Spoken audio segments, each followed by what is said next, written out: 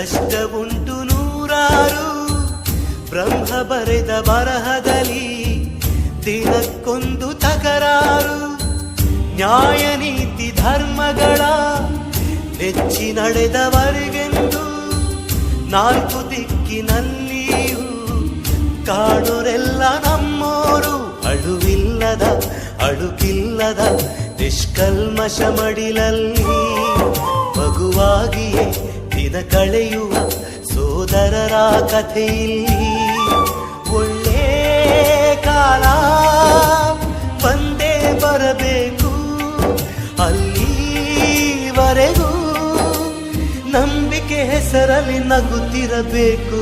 ನಿನ್ನೆಗಳ ನೆನಪುಗಳೇ ನಾಳೆಯ ಭರವಸೆಯೋ, ನಾಳೆಗಳ ಕನಸುಗಳೇ ಇಂದಿನ ನಂಬಿಕೆಯೋ.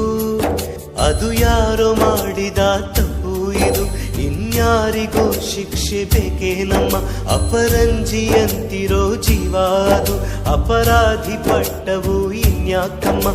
ಎದೆಯ ದಹಿಸೋ ದುಃಖ ಮನೆಯಲ್ಲಿ